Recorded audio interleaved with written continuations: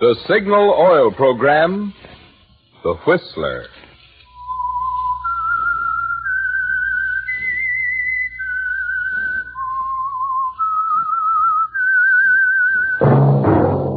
That whistle is your signal for the Signal Oil Program, The Whistler.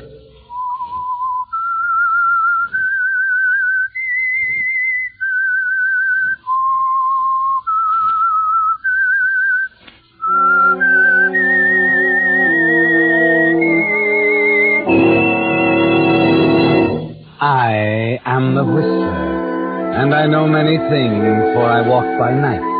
I know many strange tales, hidden in the hearts of men and women who have stepped into the shadows. Yes, I know the nameless terrors of which they dare not speak. Yes, friends, it's time for the Signal Oil Program, The Whistler. Rated by independent research, the most popular West Coast program in radio history. In gasoline, you know, it takes extra quality to give you extra mileage. And Signal is the famous Go Farther gasoline. So look for the Signal circle sign in yellow and black that identifies friendly dealer-owned Signal service stations from Canada to Mexico. And now the Whistler's strange story, Backlash.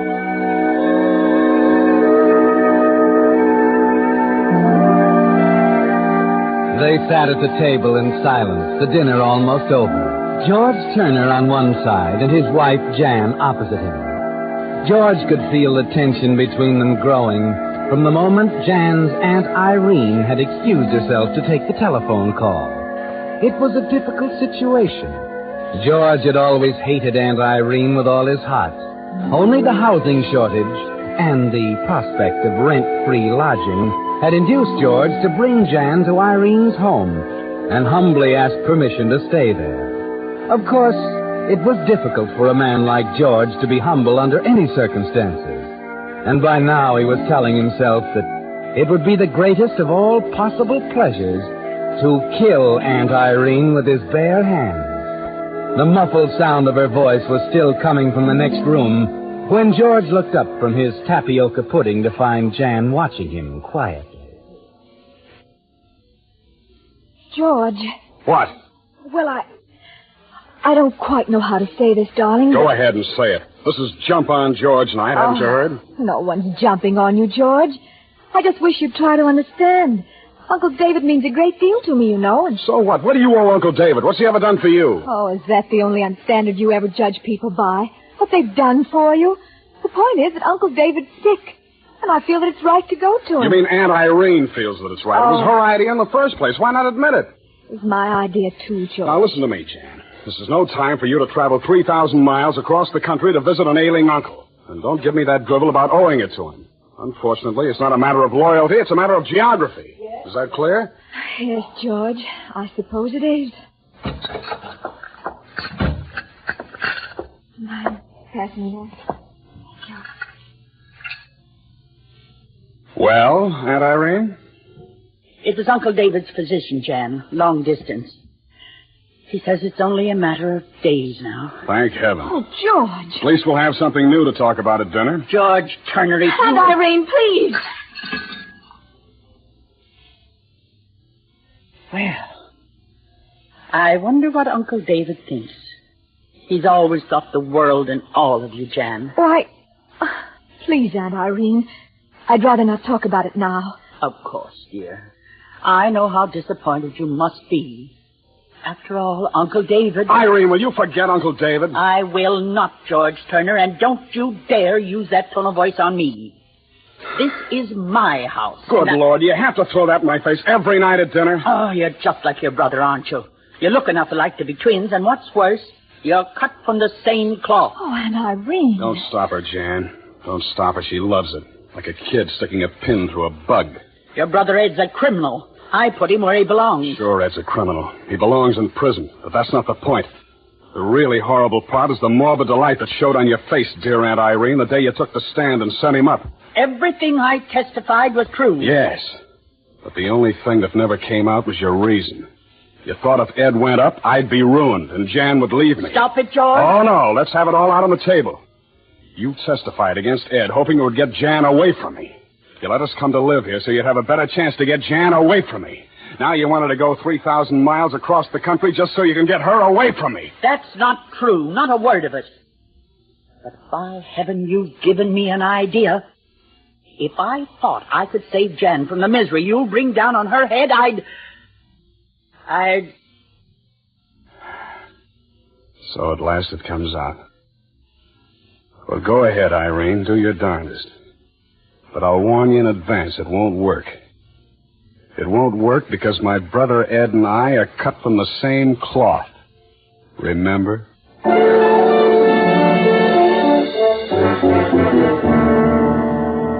Yes, George, it's all out on the table. And as you stomp out of the house and walk alone down the street of the dark elm-lined street and try and cool off, it all goes round and round in your mind. You know that Irene means what she says. After a quarrel like that, she will try to separate you from Jan. And you know, too, that you'll never let that happen. That you won't stand by and lose the only person in the world, yourself excepted, who ever meant anything to you. So the idea begins to grow, George, and the next day at the office it's still there, like a hangover, and you find it hard to concentrate on your work. Anderson's usually pretty thorough in covering his territory. Pretty hard to see how he could have missed Bradshaw's. George. Yeah, Martin. That was, what account was that? Bradshaw. Oh, yeah, Bradshaw. That's at San Vicente? What are you talking about? Bradshaw drugs at Midfield. Oh. You've been on these books long enough to know that. Of course, sure. I'm sorry, Martin. I just... Mr. Turner, Yes? there's a man to see you. Excuse me, Martin. Thanks. Who is he? Well, he wouldn't give me his name. Why not? Over there at the counter. The little man in the dark suit. Thanks.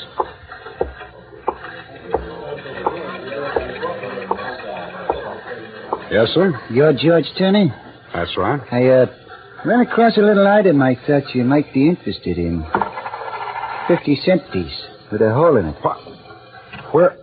Seen it before? Where did you get it? A friend. That's all? Just this? A note comes with it. Want to take a look? Let me see it, quick. Take it easy. The dame over there's looking at us. Here.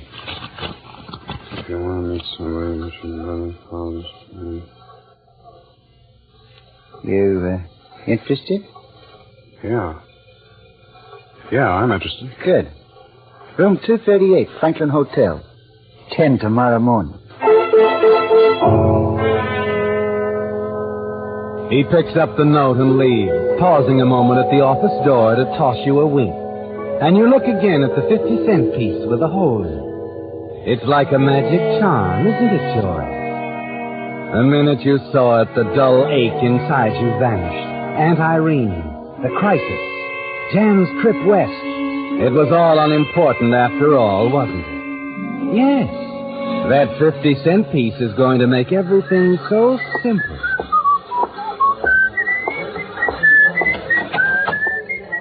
Martin. Yes? You won't mind if I knock off for a few minutes, will you? Why not? I'll be right back. My wife's going west, you know, probably tomorrow, and... I thought you talked her out of it. Oh, not a chance. It's her favorite uncle and all that. I want to pick up a corsage for her at the florist.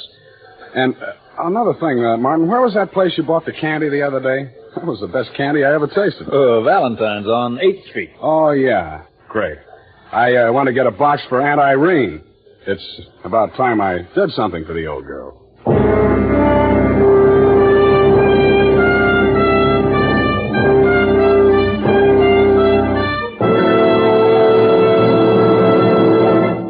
With the prologue of Backlash, the Signal Oil Company brings you another strange story by The Whistler. But now here's an important announcement about a change in time for The Whistler. Beginning next Monday, The Whistler will be heard each week 1 hour earlier at 8 o'clock instead of 9.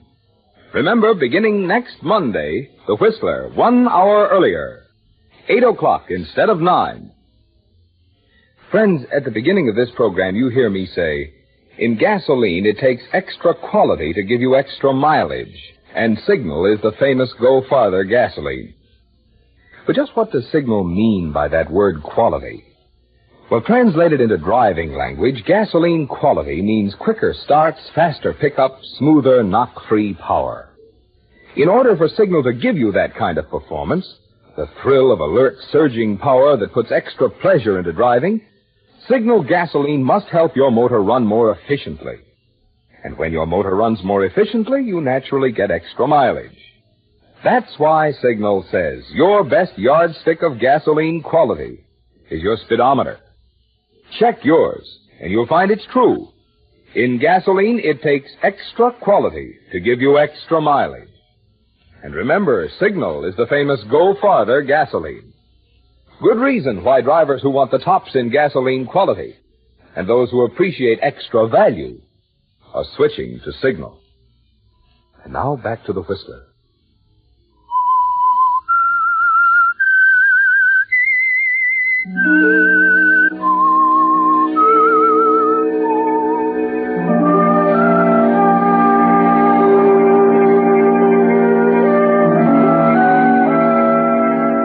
It was an amazing thing, wasn't it, George? Just last night it seemed intolerable, with nothing ahead but dreary months of fencing with a vicious, dominating woman, of silent, tense evenings at the dinner table, while she picked away at the heart of your marriage to Jan, of useless rages and long, lonely walks in the night.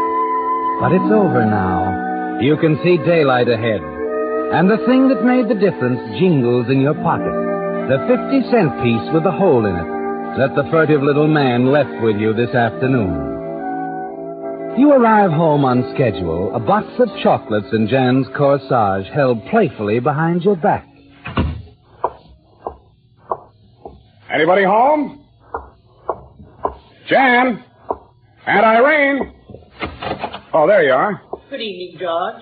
Oh, hello, Aunt Irene. Where's Jan? She'll be down in a minute. Hold the door. It's drafty. I've something to tell you, George. Great. I'm listening. I had a long talk with Jan today. Oh? We decided, we, mind you, not I, that you're entirely unfair about the trip. I see. George, Jan is leaving tomorrow to visit Uncle David, and nothing you will say will change her mind. Is that clear? Of course. Well, is that all you're going to say? I think it's a wonderful idea. The trip will do her good. George, I want you to try and understand, darling. Understand? What's there to understand? Well, you see, Aunt Irene decided... I just told him. Oh? Well, George, you see, He thinks it's a fine idea. What? Of course, dear. I know when I'm wrong. A fella can't be right all the time, can he? George, what in the... Wait a minute. What are you hiding behind your back? Peace offering. For you, darling. Oh, a corsage. Well, after all, my wife's going to travel in style. What is this, George? And for you, Aunt Irene, a box of chocolates. Tell me, what have you got in the back of your head now? It's very simple, Aunt Irene. I know I said some intolerable things last night, and I'm sorry. I've thought it over very carefully and decided you were completely right. It's unfair of me to keep Jan from making the trip. That's all. You expect me to believe that? I've been wrong about a lot of things, Aunt Irene. I want to change now. I hope you'll try and understand when I tell you it's going to be different from now on. Oh, George, it's wonderful. When are you leaving, Jan? Tomorrow morning at 10:30. Oh. You'll forgive me if I don't see you off. Of course, George. And Irene will drive me to the station. Well, thanks, dear. You see, I have a very important appointment at 10 o'clock.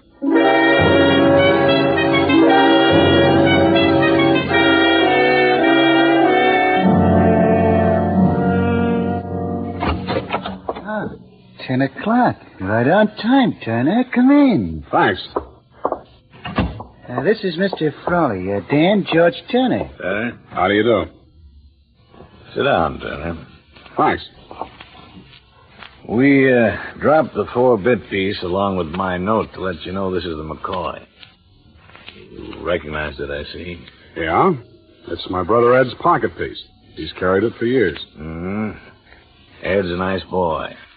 Shame to see him wasting his life away on a murder rap. Yeah.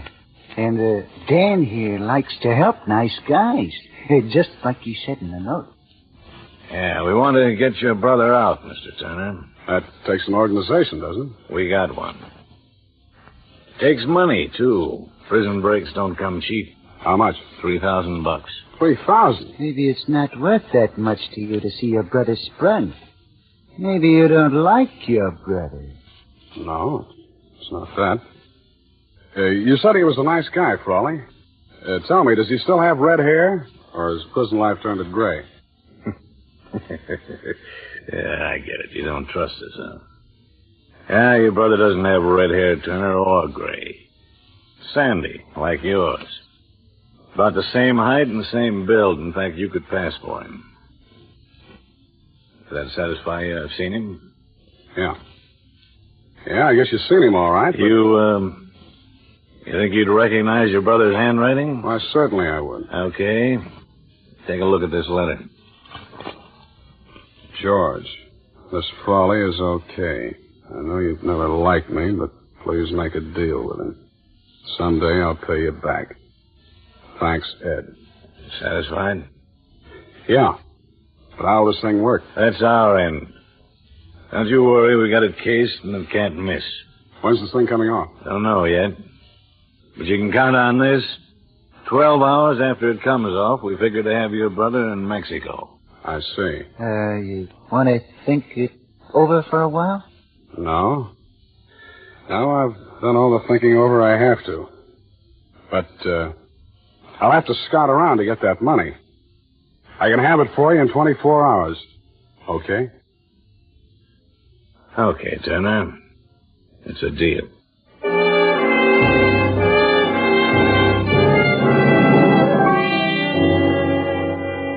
Yes, George, it's a deal. A completely new deal for you. Because for once in your life, you hold a hand that's all aces. And as you go about raising the necessary $3,000, using your wife's trip as an excuse, you plan exactly how you'll play your cards.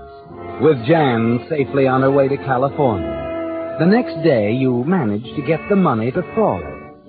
Then, after 3 days of anxiously watching the newspapers, you're driving home from work with your next-door neighbor, Mr. Cameron, the car radio playing softly as the two of you talk.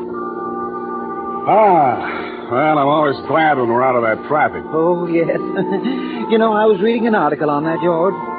Some psychologists claim that half our nervousness is due to the increased traffic since the war. Yes, I read that. They blamed the other half on living with relatives. Why, yes, so they did. Well, of course, it's a lot of foolishness with some people. Your case, for instance. Your wife's Aunt Irene is a fine woman, George. She's all right. Sometimes I don't think you understand her exactly.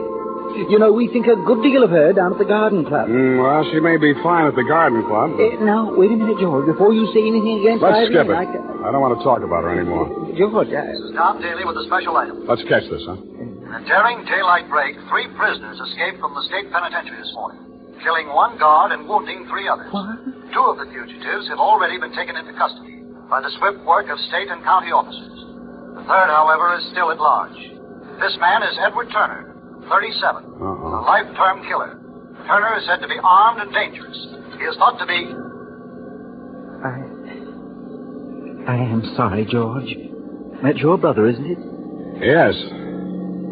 I guess I better hurry up and get home. There may be some calls or something.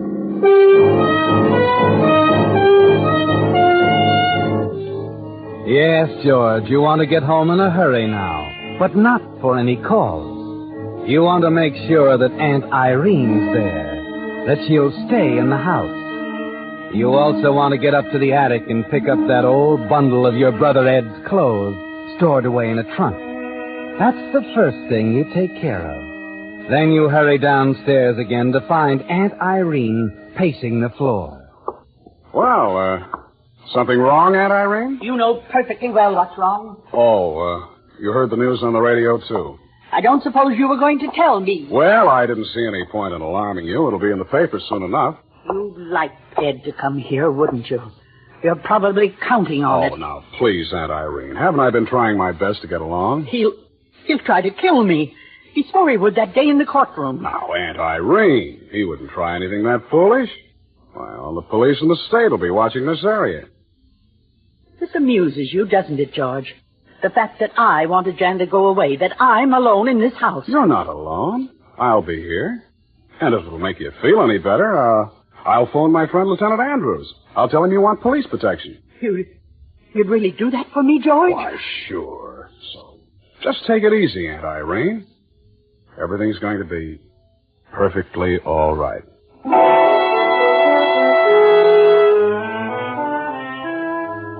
You don't intend to phone, do you, George? You get Irene to go to her room, and then you sneak down to your car in the alley where you left it. You toss the bundle of clothes into the back and drive to a secluded spot at the edge of town. It doesn't take long to change from your suit into the old one of Ed, and a bit of dirt rubbed on your face makes the disguise more perfect. You're thinner than Ed, yes, but even Frawley remarked how much you look alike. Back in town, you run the car into an alley, cut the lights, and walk the few short blocks to Granelli's Bar, a place that has changed very little since the days when Ed used to hang around. This is an important step, George. You must establish Ed's presence in town. Hello, boys. Surprised to see me? Yes. Watch it, Granelli. Don't do anything foolish. You see, I haven't got anything to lose. You have. Ed Turner. Hey, you gotta go quick, Ed. The police will be... The police are figuring I'm 100 miles from here. Oh, what do you want? I'm short of cash, Granelli. Very short. I thought you'd like to give me $50. No, I can't do that. I can't help a criminal, Ed. So you believe it, too, huh? All that lying old dame had to say. Well, you had a fair trial. Sure, and they hung it on me, so now I want a fair chance to even things up and beat it. The money, Granelli. Get it out of the register. But, Ed... Get it! All right, I'll get it.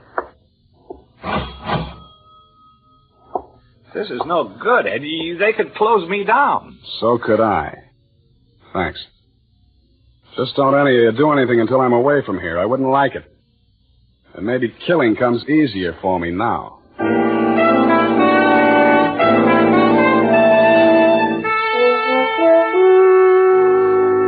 It wasn't easy, George. But you know as you hurry back to your car that there were 4 people in that bar who will swear Ed Turner was in town tonight, at large. 5 minutes later, you pull into a service station, change clothes in the washroom, and scrub the dirt from your face.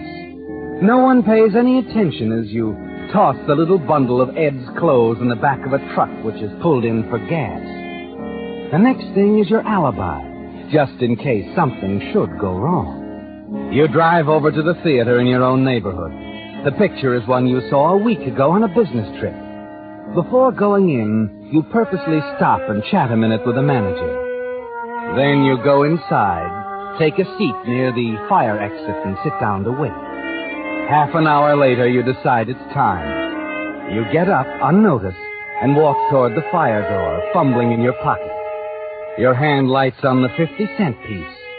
And as you slip out, you insert it carefully into place, holding back the latch. Yes, George. You'll want to be able to get back to the theater when the night's business is over. After you've murdered Aunt Irene. It's only a few minutes to the house from the theater. You walk with quick, determined steps. This part won't be difficult, will it, George? No. You can't wait to walk in on her.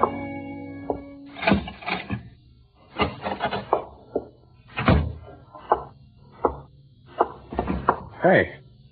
Wait a minute. Hello, George. What's the matter, Lieutenant Andrews? A little late to be getting home from work, isn't it? What? Oh, no, I was home before. I just went out for a little walk. What brought you back, George? Forget something? Or did you want to make sure your wife's aunt was dead?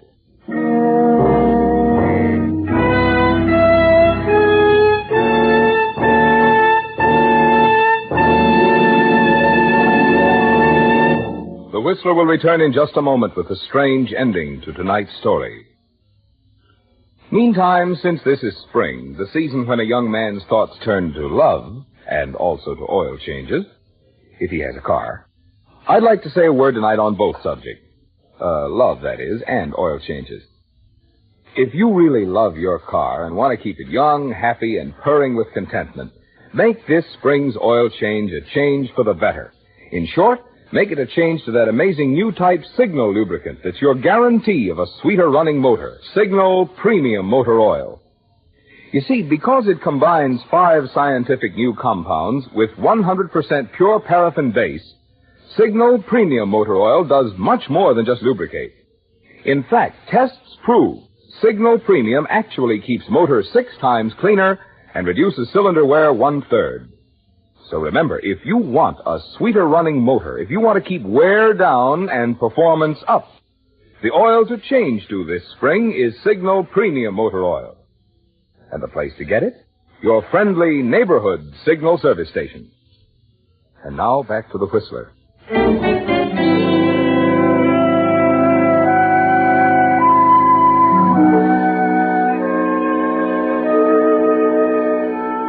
Well, George, you stand there speechless, stunned, almost as if someone had struck you with a sledgehammer when you walked through the door. Aunt Irene lying on the floor, dead.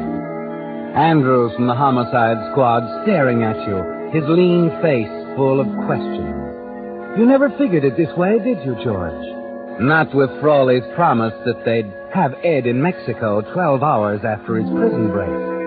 But now it begins to make sense, doesn't it? Ed must have decided not to leave without evening the score with Aunt Irene. You take your time, thinking it all through before saying anything. And then you realize that it's better this way. Ed's safely out of town by now, but he'll be blamed if you simply say you saw him. And you can say that, George, because Grinelli and those people in the bar will back you up. Yes. It's better this way. You want to tell us what happened, George? Yeah, sure, Andrews. It was just an awful shock, that's all. I guess it's pretty simple. My brother, Ed, he was in town this evening. You talked to him? No, I saw him, though. I don't think there could be any mistake. And, of course, you know how he felt about Aunt Irene. Yeah, we know. Only we're more interested in how you felt about her, George. What do you mean? Mr. Cameron here says you hated her enough to kill her. Wait a minute.